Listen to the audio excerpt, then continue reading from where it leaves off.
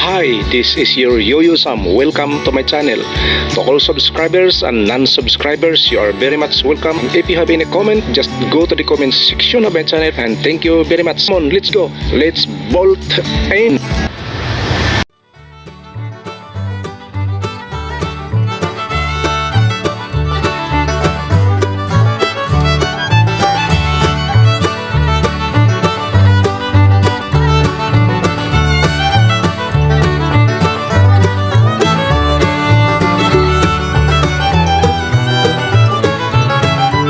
Hi, hello, good morning. This is your Yo-Yo Sam. Welcome to my channel. Ako ngayon ay nandito sa aming kanyugan. Nagpalinis upang sa paghakot o pag-harvest ng coconut ay madaling makita yung mga niyog na nakatago dito sa mga damuhan. Kaya ang ganitong ginagawa ngayon ay nagpa-cleaning muna gamit ang isang itak na malaki at yun siya ay naglilinis. At mayroon akong nakikita dito na pinapakita din dito sa YouTube na itong sinasabi nilang lubi-lubi ay makakain daw, pero dito sa amin wala pa akong nakikitang tao na kumakain ng lubi-lubi. Ito siya ang puno at ito yung dahon niya. Lubi-lubi ito siya. Ang kinukuha nito nila upang maggulay siya, ito yung pinakadulo, yung ang dulo nito ay medyo namula-mula pa. Pag luto nito ay ginagataan, minsan ay hinahaluan ng isda na inihaw o ano-ano pa rin ang gusto mong ihalo upang gataan. Pero sabi itong naglinis na ito daw ang lubi-lubi nito ay nakakain na siya nung bata pa siya doon sa kanila. Kaso lang medyo mayroong ibang aroma na kahit gataan daw ay talagang nangimbabaw ang kanyang aroma na, pero okay rin, hindi katulad ng bago. Mayroon kasi dito sa amin na bago na kahoy na pwede namin gugulayin. Ginugulay sa ibang lugar, pero dito sa amin hindi to ginugulay. Ito yung ginugulay nila, mayroon siyang dagta na masyadong makapal, hindi katulad sa ibang, kaya siguro ito ay medyo iba ang aroma na dahil sa kanyang dagta o yung sa sap na makapal. Maliit pa siya at ito yung isa, ito yung puno, lubi-lubi yan siya. At ito yung mga bunga, ayan, nakikita nyo yung mga bunga niya. Sabi ng ibang nakakain, pati daw yung bunga ay matamis.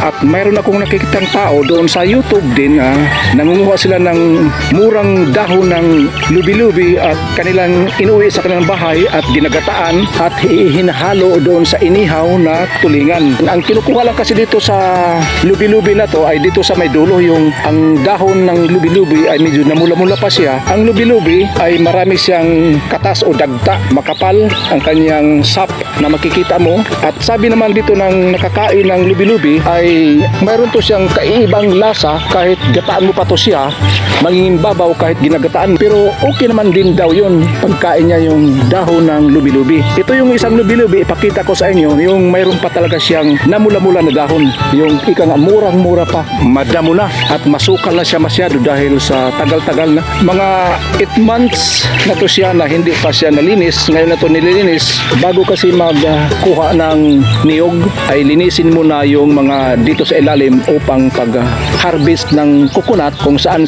man siya mahuhulog ay makikita yung mga scattered na coconut doon kung saan-saan siya nakatago, kaya makikita siya. Sa ngayon pa naman ang kilo yata ng kopra medyo bumaba, hindi katulad nung una na umabot sa 50 mahigit. Ngayon maaring nandito na yun sa mga 40 per kilo. Tapos yung arawan sa pagkopra, pila na boy? 500 ang pag-akyat o pag-harvest ng pag-harvest pa lang yan, hindi pa kasama yung pagbiyak ng bunga at saka yung pag-dryer. Dito kasi sa amin, pag mag-harvest ka ng kopra, hindi na uso yung magbilad ka doon sa daanan. Dinadryer na lang, ginagatungan mo. Mayroon dong dryer na artificial dryer at lagyan mo siya ng mga plywood o yung mga buko. Yung init ng na-produce o na-create sa isang artificial dryer ay siya ang magpaluto doon sa isang kopra. Mayroon din yan siyang bayad per sack. Ang isang sako, kung siya ay naluto na, 50 pesos per sack. Kung mayroong naluto na mga sako na 8 piraso, malaki-laki ang bayaran mo. Plus, sa pagsuhol habol pa ng dryer, kaya yung ibang mga tao dito ay pambihira lang talaga magkupra dahil sa laki-laki ng pira na magastos, lalo na sa dito pa lang sa pag-umpisa sa pag-cleaning. Ang takyaw nito niya sa paglinis boy, 1,300 ang isang paglinis lang ito.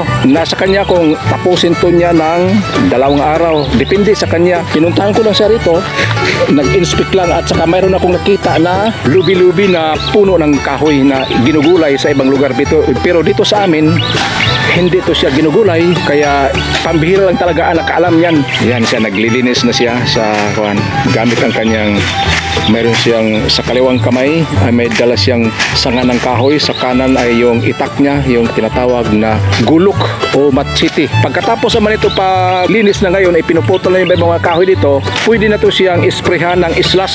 In every month, pwede ka na mag-spray ng islas at matagal siya tumubo yung damo dahil na-islas na siya. Mas maganda mag-islas ka kung wala na yung mga kahoy-kahoy, kasi yung mga baging o yung mga vines ng damo ay hindi na umakyat doon sa kahoy at talagang doon lang sa lupa nag-crawling o naggumagapang. Kahoy na yan ay pangit yan, hindi yan siya good lumber. So this is your Yusam. See you on my next vlog, and God bless us all, and bye-bye.